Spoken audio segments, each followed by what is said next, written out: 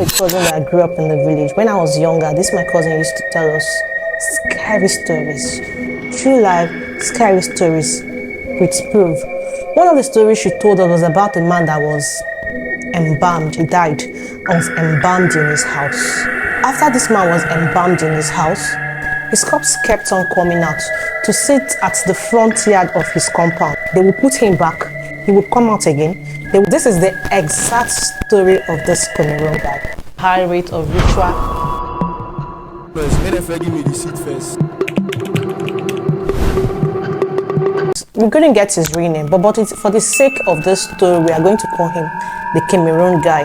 On a bright, sunny day, this 17-year-old boy from Cameroon went to swim.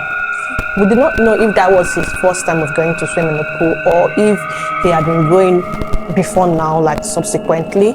But that fateful day was the very last day he would ever see in life. A young boy of about 17 years, they said the guy went to Bellevue Hotel to swim. So the guy, he drank at the swimming pool. He drank at the swimming pool and then died. Unfortunately, at an early age of 17, this young boy lost his life. After this young boy was confirmed dead, he was taken to a mortuary in Banebali, Douala, Cameroon. Just 1 week after this boy was deposited in this mortuary.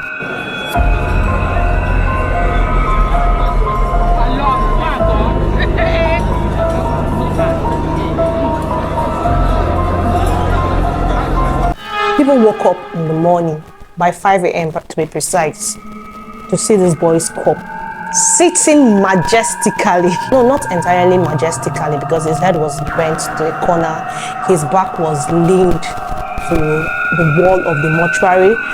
But then he was putting on an attire, a white attire that made him look as if he was dressed majestically. He was wearing a earring. Remember, corpses do not wear clothes. When they are deposited in the mortuary, they do not wear clothes. But somehow, this boy was wearing a long clothes that was actually his size. Yes, the mortuary attendant that was supposed to be able to give people questions, give people answers to these questions, was as shocked as every other person. People gathered. People marveled. People brought out their phone and was videoing in surprise.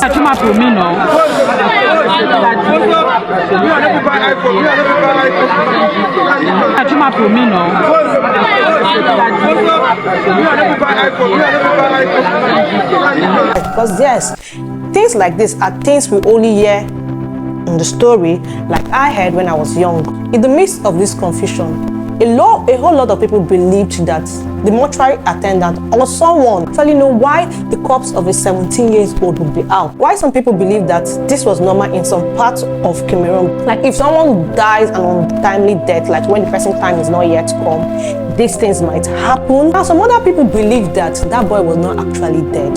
Probably the people that pronounced him dead were not really sure, but that was not the case with the family of the boy, because the family of the boy believed that this boy is dead and gone and should be in the mortuary. The mom came crying, as if the death of a 17-year-old was not bad enough.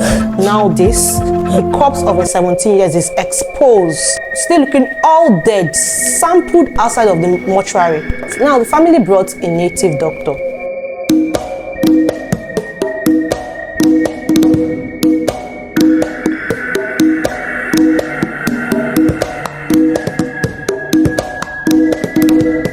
It became a power tussle between the pastor that was in ground, which is the narrator, the person that actually videoed all this and is bringing it to limelight, and the native doctor that was brought in by the family, because the native doctor has believed that this boy is dead and gone and should be in the mortuary, while the pastor on the other hand felt that the boy should be taken to the church and prayed for, and who knows, he might resurrect. Well, it was the parents that brought in the native doctor, so of course the native doctor had the final say in this. The boy's corpse was taken back into the mortuary and deposited. So you guys, what do you think about this?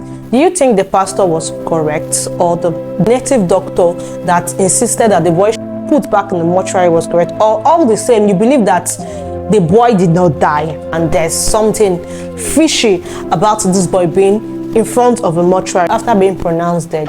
My name is Jeremiah, and I talk about true crimes happening in Nigeria, happening in Africa. And please do join the family by subscribing to our YouTube channel, like, comment, and share. And if you're watching us from Facebook, please follow us, comment, like, and share. I'm going to be seeing you in my next one. Bye bye.